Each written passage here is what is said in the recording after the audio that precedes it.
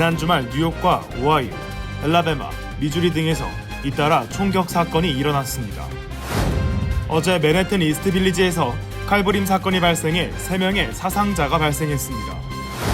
경기도 화성에 있는 1차 전지 제조 공장에서 화재가 발생해 30명의 사상자가 발생했습니다. 뉴욕주 예비선거가 내일 치러지며 한인사회 주요 단체들은 어제 퀸즈 플러싱에서 투표 참여 동료 캠페인을 전개했습니다. 어제 뉴욕 퀸즈에서 뉴욕 동포 간담회가 열려 더불어민주당 박미 대표단, 북미 민주포럼 정회원 등이 참석했습니다. 조지아주 애틀란타에서 당구장을 운영하는 한인이 불법 도박장 운영 혐의로 체포됐습니다. 텍사스주에서 팔레스타인계라는 이유로 3세 아동을 익사시키려 한 혐의로 40대 여성이 체포됐습니다. 오늘 뉴욕시 행정부가 공립학교 내 수학능력 향상 프로그램 시행에 돌입할 것이라고 발표했습니다. 뉴욕시가 지역사회 채용 프로그램 시행 계획을 발표했습니다. 오늘 캐시 호컬 주지사가 교통혼잡세 시행을 무기한 연기한 후 처음으로 MTA 위원회 원래회가 열렸습니다.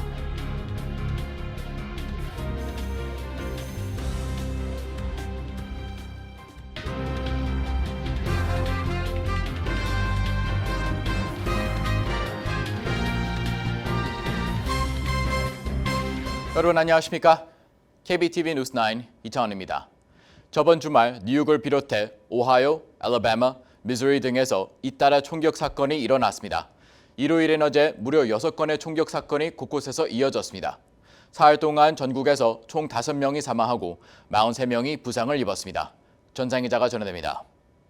CNN 등에 따르면 일요일인 어제 무려 6건의 총격 사건이 곳곳에서 이어졌습니다. 뉴욕주 로체스터의 한 공원에서도 38세 남성이 언쟁 끝에 군중들을 향해 총을 난사하기 시작해 17세 소년을 포함한 6명이 부상을 입었습니다. 또 알라바마주 몽고메리에서는 한 파티장에서 심야 총기 난사가 벌어져 9명의 총상자 등 총 13명이 부상했다고 현지 경찰이 밝혔습니다.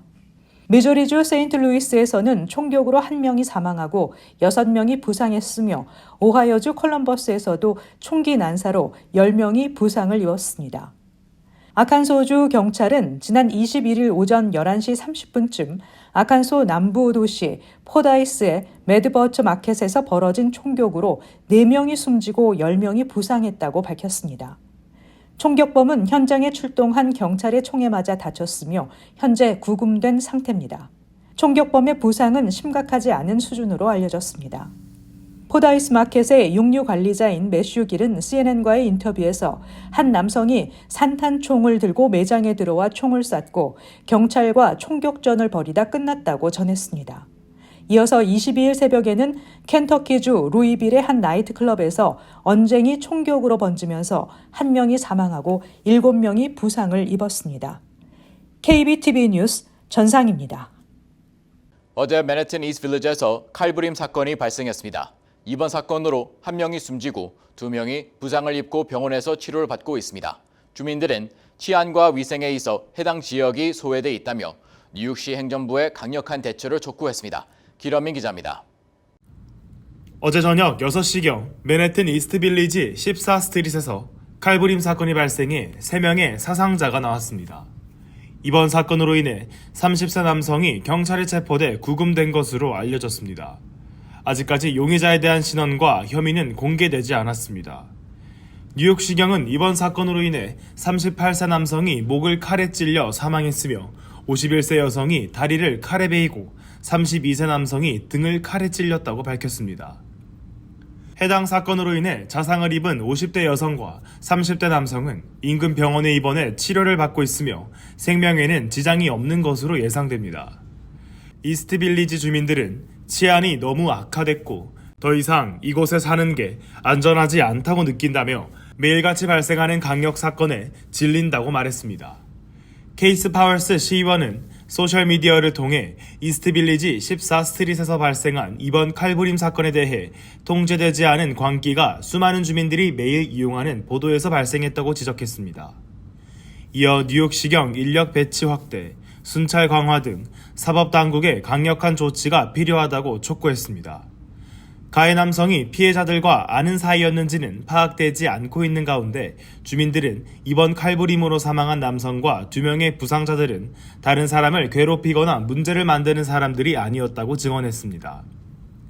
사건이 발생한 지역구에서 활동하는 칼리나 리베라 의원은 이번 사건으로 지역사회가 슬픔에 빠졌다며 팬데믹이 지났지만 여전히 혼란스럽고 지저분해 화가 난다며 뉴욕시 위생국과 경찰국에 접촉해 14스트리트 인근 위생과 치안 강화를 촉구했다고 밝혔습니다. KBTV 뉴스 길레민입니다. 경기도 화성에 있는 1차 전지 제조 공장에서 화재가 발생해 22명이 숨지고 8명이 중경상을 입는 등 30명의 사상자가 발생했습니다. 방복형 기자가 전해드립니다. 24일 오전 경기 화성시 소재의 1차 전지 제조업체 아리셀 공장에서 화재가 발생해 최소 22명의 사망자가 발생했습니다. 유해 화학 물질인 리튬을 취급하는 곳이었던 만큼 매캐한 연기와 연이은 폭음이 이어졌습니다. 소방당국은 이날 오후 3시 불이 난 아리셀 공장 3동에 대한 내부 수색을 시작해 불에 타 숨진 시신 21구를 확인했습니다. 현장에 나간 구조당국 관계자는 이날 화재로 사망 22명, 중상 2명, 경상 6명으로 확인돼 전체 사상자는 30명이라고 전했습니다. 구조당국 관계자는 다만 회사 쪽에서 연락이 닿지 않는 1명이 있다고 해 현재 확인 중이라고 말했습니다. 사망자 22명 중 2명이 한국인이고 20명은 외국인으로 중국 국적이 18명으로 확인되었고 라오스 1명, 미확인 1명입니다. 지금까지 확인된 사망자 외에 연락 두절 상태인 실종자가 1명 추가돼 인명피해가 더 커질 가능성이 있습니다. 소방당국은 브리핑을 통해 불은 아리셀 한 건물 2층에서 발생했으며 2층에서 대피한 관계자의 말에 따르면 배터리셀 하나에서 폭발적으로 연소가 시작됐다며 정확한 화재 원인은 조사 중이라고 밝혔습니다. KBTV 뉴스 방복현입니다.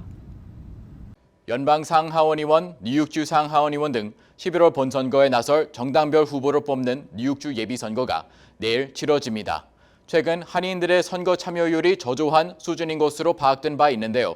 한인사회 주요 단체들은 어제 퀸즈 플러싱에서 투표 참여 독려 캠페인을 전개했습니다. 전장 기자가 전해드립니다. 내일 뉴욕주 예비선거를 앞두고 한인사회 주요 단체들은 투표 참여 독려 캠페인을 전개했습니다. 이날 캠페인에는 7선에 도전하는 론킴 뉴욕주 하원의원과 존 리우 뉴욕주 상원의원 등 지역 정치인을 비롯해 이현탁 퀸즈 한인회장, 문용철 롱아일랜드 한인회장, 김동찬 시민참여센터 대표, 한기남 퀸즈 한인성당 사목회장, 박윤용 뉴욕주 하원 제25선거구 지구당 대표 등이 참석해 한인 유권자들의 적극적인 투표 참여를 당부했습니다. 올해 예비선거는 연방 상하원, 주 상하원 의원 후보를 선출하는 연방급 선거로 시의원과 각 카운티 검사장 후보 등을 선출한 지난해 지역선거와 차이가 있어 조기 선거의 경우 투표율이 높았습니다. 한인사회가 가장 주목하는 곳은 7선에 도전하는 론킴 뉴욕주 하원 의원이 뛰어든 뉴욕주 하원 40선거구 민주당 경선으로 론킴 의원은 중국계 후보인 다오인 후보와 앤디 첸 후보와 경합을 벌이게 됩니다. 뉴욕주 하원 25선거구에 도전하는 한인 케네스 백 공화당 보수당 후보 역시 중국계 케네스 추 후보와 대결합니다. 한편 시민참여센터가 발표한 뉴욕주 한인 투표 참여 실태 분석 보고서에 따르면 2022년과 2023년 예비선거 당시 주 전체 등록 유권자 투표율이 각각 12.6%와 4%인 것에 비해 한인 투표율은 6.83%와 3.5%로 낮은 수준이었습니다. 본선거 투표율 역시 주 전체는 각각 49%와 22.4%인 반면 한인 투표율은 22%와 11.1%에 그쳤습니다. 한인 밀집 지역인 퀸즈에서도 한인 투표율은 저조했습니다.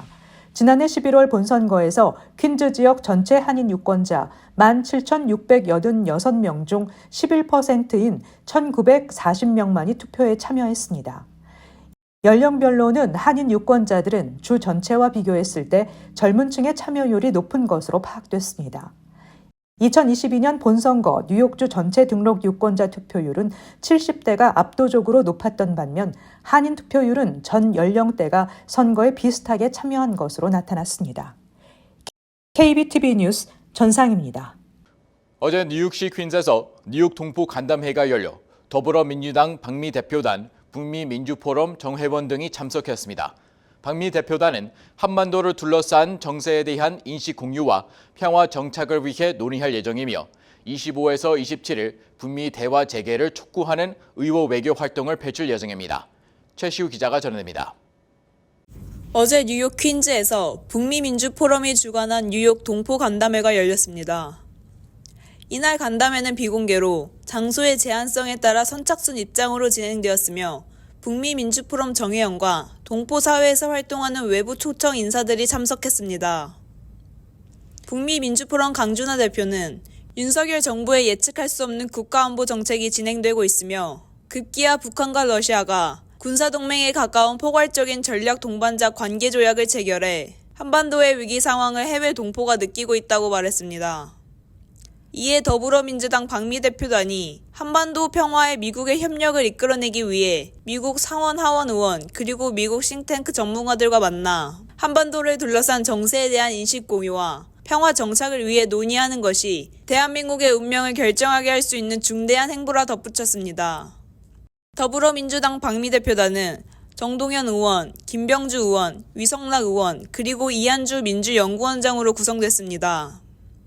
더불어민주당 박미 대표단은 한반도에서의 우발적인 군사충돌, 북핵 문제 해결을 위한 논의, 한반도 평화에 미국의 협력을 이끌어내기 위해 미국 상원 하원 의원, 미국 싱탱크 전문가들과 만나 한반도를 둘러싼 정세에 대한 인식 공유와 평화 정착을 위해 논의할 예정입니다.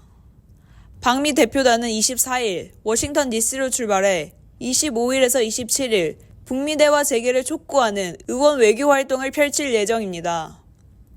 KBTV 뉴스 최시우입니다. 조자주 애틀랜타에서 당구장을 운영하는 한인이 불법 도박장 운영 혐의로 체포됐습니다. 경찰은 급습 작전을 통해 불법 카지노 공간으로 쓰였던 당구장에서 마약과 현금을 압수했습니다. 전장 기자가 전해드립니다. 조지아주 귀넷 카운티 경찰국은 놀크로스 지역 소사스 당구장 업주인 스티븐 김 씨를 불법 도박장 운영 혐의로 체포했습니다. 경찰은 김 씨 외에 도박장 직원인 세스 에버나티를 포함한 9명을 불법 도박 혐의로 현장에서 검거했습니다. 경찰은 2023년부터 위장 요원들을 투입해 해당 업소에서 불법 도박 행위를 확인한 것으로 알려졌습니다. 귀넷 카운티 경찰국 후안 마디에도 공보관은 지난해부터 제보를 받고 수사가 진행됐으며 현장 급습은 지난 18일 진행됐다며 당시 현장에서는 총기, 마약, 현금 등도 발견됐다고 전했습니다. 수사는 경찰의 교통 단속이 계기가 됐는데 당시 경찰은 당구장 인근에서 교통법 위반 혐의로 한 차량을 정차시켰고 이 차량을 몰던 운전자가 경찰에게 카지노에서 나오는 길이라고 말한 것입니다. 마디에도 공보관은 이후 잠복 요원들이 당구장과 주변을 계속 확인하며 불법 도박이 이루어지고 있다는 점을 파악했고 급습 작전을 진행했다고 밝혔습니다. 경찰은 현재 수사가 계속 진행 중이기 때문에 불법 도박에 가담한 사례가 드러날 경우 체포자는 더 늘어날 수 있다고 밝혔습니다. KBTV 뉴스 전상입니다. 텍사스주에서 팔레스타인계라는 이유로 3세 아동을 익사시키려 한 혐의로 40대 여성이 체포된 사건이 알려졌습니다. 여성은 현재 살인 미수와 어린이 상해 혐의로 기소됐으며 현재 재판을 기다리고 있습니다. 전상 기자가 전해드립니다. 지난달 19일 텍사스주 유리스의 한 아파트 수영장에서 올해 42세의 엘리자베스 울프가 만취한 채 팔레스타인계 3세 여자아이를 물에 빠뜨려 죽이려다 신고받고 출동한 경찰에 체포됐다고 언론이 보도했습니다.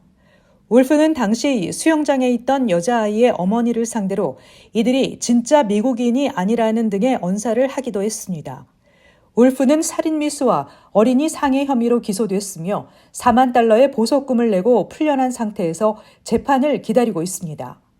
피해 아동의 어머니는 성명에서 우리는 팔레스타인에서 온 미국 시민이라고 강조하면서 우리나라는 전쟁에 직면했고 여기에서는 우리가 증오에 직면했다며 내 아이들과 어디로 가야 안전할지 모르겠다고 토로했습니다.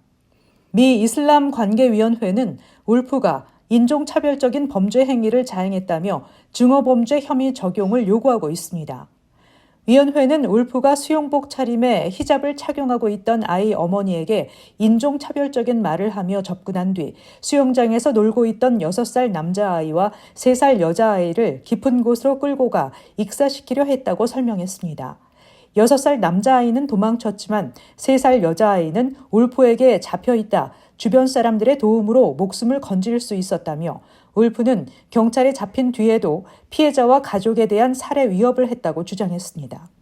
위원회는 지난해 4분기에 접수된 반아랍, 반이슬람 사건이 3,578건으로 이전 해에 비해 178%나 증가했다고 밝히며 이슬람 혐오와 반아랍, 반팔레스타인 감정 급증 문제를 해결하기 위해 증오범죄 조사와 보석금 상향, 관계자들과의 공개 대화를 요구한다고 밝혔습니다. KBTV 뉴스 전상입니다. 오늘 뉴욕시 행정부가 기자회견을 개최하고 공립학교 내 수학 능력 향상 프로그램인 NYC Solve 시행에 돌입할 것이라고 발표했습니다. 기러민 기자가 보도해드립니다. 에릭 애덤스 뉴욕시장은 오늘 뉴욕시청에서 기자회견을 개최하고 새로운 수학교육 지원 커리큘럼인 NYC Solve 시행을 통해 공립학교 내 학생들의 수학 능력을 향상시킬 것이라고 약속했습니다. 이를 통해 고등학교를 졸업하는 학생들이 수학 문제 해결 능력과 기술을 가지고 사회에 나갈 수 있도록 교육하고 양성한다는 계획입니다. 오늘 발표한 프로그램은 특히 유색인종 학생들이 수년째 수학 점수에 있어 정체되어 있는 현상을 개선시키기 위해 학습 부진을 겪거나 이중 언어를 사용하는 학생들을 집중 지원한다는 계획입니다. 뉴욕시 행정부는 해당 프로그램을 통해 수학 문제 해결에 있어 통합적인 접근 방식을 장려하고 문제에 대해 깊이 있게 이해할 수 있도록 돕는다는 입장입니다. 이를 위해 올 가을 학기를 기점으로 8개 디스트릭에 있는 93개 중학교와 뉴욕시 전역 420개 고등학교 수학 커리큘럼에 집중 코칭 교사를 투입한다는 방침입니다. 에릭 애덤스 뉴욕시장은 모든 학생들이 언어적 한계와 인종, 배경에 상관없이 발전하고 배울 수 있도록 지원할 것이라며 다국어 학습자와 학습 장애가 있는 학생들도 차별받지 않고 학문적으로 이해하고 발전할 수 있는 경험을 강화시킬 것이라고 말했습니다.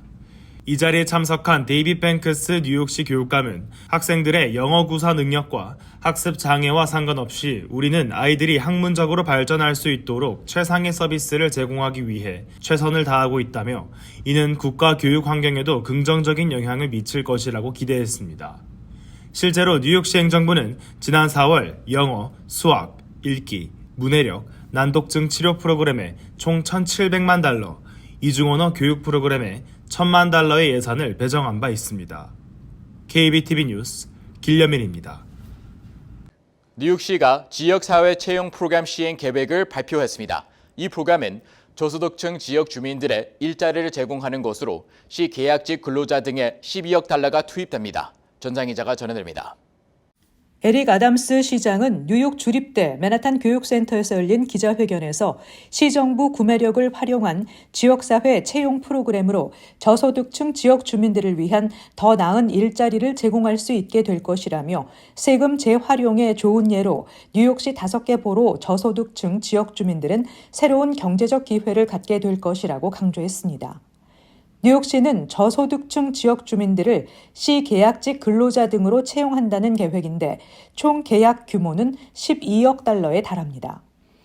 대상은 시 주택국 운영 시형 아파트 거주자 또는 지역 인구의 최소 15%가 연방 빈곤선 이하인 지역 거주자로 전체 채용 계약의 40%를 이들에게 할당한다는 내용입니다. 시정부가 마련한 시 계약직 일자리는 경비원 감독관, 현장 조사관, 현장 관리자, 비상조치계획 디렉터, 화저안전 디렉터 등입니다. 또한 기타 계약직은 건설, 기술, 엔지니어, 디자인, 인적 서비스 분야 등입니다. 이번 프로그램은 2030년까지 5년 동안 실시될 계획입니다. 6월 현재 뉴욕 시민 17명 가운데 1명이 시형 아파트에 거주하고 있습니다. KBTV 뉴스 전상입니다. 이달 초 캐티 호구 뉴욕 주지사가 맨해튼 교통 혼잡세 시행을 약 3주 앞두고 계획을 무기한 연기했습니다. 이 같은 연기 결정 이후 처음으로 MTA 위원회 원래회가 오늘 열렸습니다. 이런 가운데 교통 혼잡세 관련 소송 중 3건이 기각됐습니다. 방복형 기자가 전해냅니다. 캐시 호컬 뉴욕주지사의 결정으로 교통혼잡세 시행이 무기한 연기된 가운데 오늘 MTA 위원회 원래회의는 재정 부족 문제에 초점이 맞춰졌습니다. 교통혼잡세를 통해 연간 10억 달러 예산 확보를 기대해온 MTA는 대중교통 시스템 개선 등을 추진할 자금이 부족해진 상황입니다.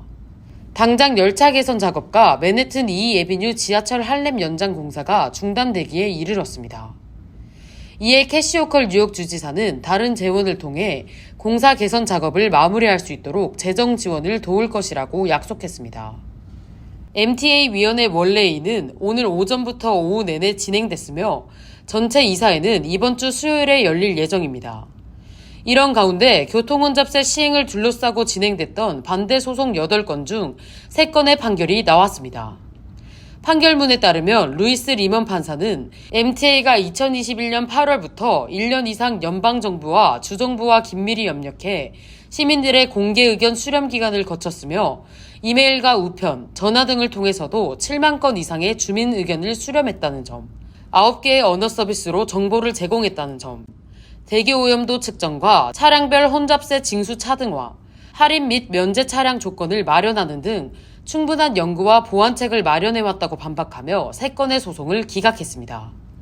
KBTV 뉴스 방복현입니다. 원달러 환율이 2달 만에 최고치를 다시 쓴 가운데 올 들어 환율이 7% 넘게 오른 것으로 나타났습니다. 미국의 기준금리 인하 지연 등으로 환율이 다시 1,400원에 육박하자 외환당국은 전격적으로 국민연금공단과 맺은 외환 스와프 거래 한도를 늘리며 대응에 나섰습니다. 정부와 여당이 선제적 금리 인하를 압박하고 한국은행이 조기 피벗에 나설 경우 환율이 1,400원을 넘을 수 있다는 관측도 나오고 있습니다. 어제 서울 외환시장에 따르면 21일 원달러 환율은 연초보다 7.8% 상승한 1,388.3원의 거래를 마쳤습니다. 원달러 환율은 이달 들어서만 10원 넘게 오르며 최근 들어 다시 가파른 상승세를 보이고 있습니다. 전미 자동차 클럽은 오는 29일부터 7월 7일까지 이어지는 독립기념일 전후 기간 동안 미 전역에서 총 7,090만 명 이상이 여행길에 나설 것이라고 전망했습니다. 이는 2023년보다 5.2%, 팬데믹 이전인 2019년보다 8.8% 증가한 수치입니다. 도로는 7월 3일과 4일, 5일 오후, 8일 오후에 가장 많이 붐빌 것으로 예상됐습니다. 연휴 기간 여행객이 미국 내에서 가장 많이 가는 곳 1위는 하와이주 오아후로 조사됐으며 이어서 플로리다주 올랜도, 워싱턴주 시애틀, 네바다주 라스베거스, 오리건주 포틀랜드 등의 순으로 이어졌습니다. 국외에서 가장 많이 가는 곳 1위는 멕시코, 이탈리아, 바하마, 그리스, 영국 순으로 나타났습니다. 뉴욕시 의회에 따르면 배달 플랫폼 앱 기반 배달 노동자들의 안전을 플랫폼사가 책임지도록 하는 내용과 노동자와 식당의 선택권을 늘려야 한다는 내용을 골자로 한 조례안들이 논의 중입니다. 불법 모페드로 인한 화재 방지나 처우 개선도 논의됐습니다. 조례안에는 뉴욕시 추산 배달원 6만 5천 명 중 절반가량이 사용하는 전기 자전거 등 배달에 쓰이는 모든 형태의 모터 기반 2, 3륜 이동수단에 대해 플랫폼사가 안전을 점검하거나 정품 모페드 여부를 확인하도록 하는 내용이 담겼습니다. 비용은 플랫폼사가 부담해야 합니다. 또한 플랫폼사들이 신호를 위반하는 등 규칙을 지키지 않는 노동자에게 벌금을 매기도록 해 교통법규 준수의식을 강화해야 한다는 내용도 담겼습니다. 과태료를 플랫폼사가 내게 하자는 내용도 있습니다. 맥도널드는 다음 달 26일부터 드라이브 스루 매장에 도입했던 AI 주문 서비스를 종료합니다. 최근 틱톡 등 소셜미디어에는 맥도널드 드라이브 스루에서 AI가 주문 내용을 제대로 알아듣지 못해 오류가 발생하는 모습을 담은 영상이 다수 올라왔습니다. 오류가 계속 발생하자 맥도널드는 깊은 검토 끝에 IBM과 파트너십을 올해 종료하기로 했다며 미국 전역 드라이브-스루 매장에서 AI 시범 사업을 종료한다고 밝혔습니다. 맥도널드의 드라이브-스루 AI 서비스 중단은 새로운 기술이 아직 기대에 미치지 못하고 있다는 것을 보여주는 사례라는 지적이 제기됐습니다. 뉴욕시 보건국이 발표한 소셜미디어와 정신건강특별보고서에 따르면 아시안 10대의 소셜미디어 사용률은 91%로 가장 높았습니다. 이어서 라티노 10대가 87%, 흑인 10대가 87%, 백인 10대가 74%로 뒤를 이었습니다. 8세에서 12세 어린이들의 소셜미디어 사용도 50%를 훌쩍 넘었습니다. 흑인 어린이가 64%로 가장 높았고 아시안 어린이 57%, 라티노 어린이 56%, 백인 어린이 45% 순이었습니다. 빈곤율이 높은 지역일수록 소셜미디어 사용률이 높았는데 빈곤율이 가장 높은 극빈 지역의 10대와 부모의 소셜미디어 사용률은 무려 97%에 달했습니다. 반면 빈곤율이 가장 낮은 부유한 지역의 10대와 부모의 소셜미디어 사용률은 88%로 극빈 지역과 비교해 약 10%포인트 차이가 났습니다. 잠시 후 커뮤니티 브리핑을 전해드립니다.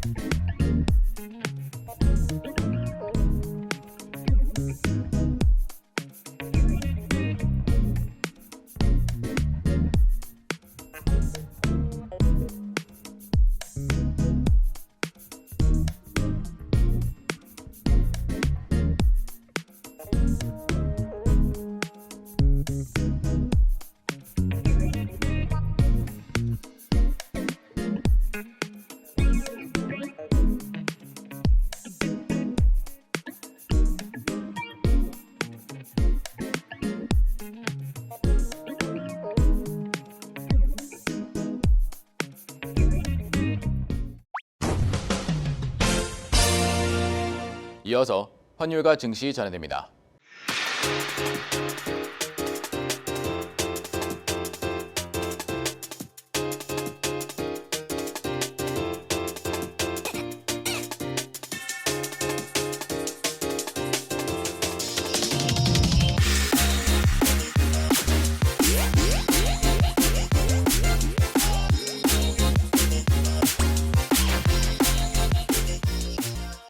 잠시 후 뉴욕과 뉴저지 날씨 전해드립니다.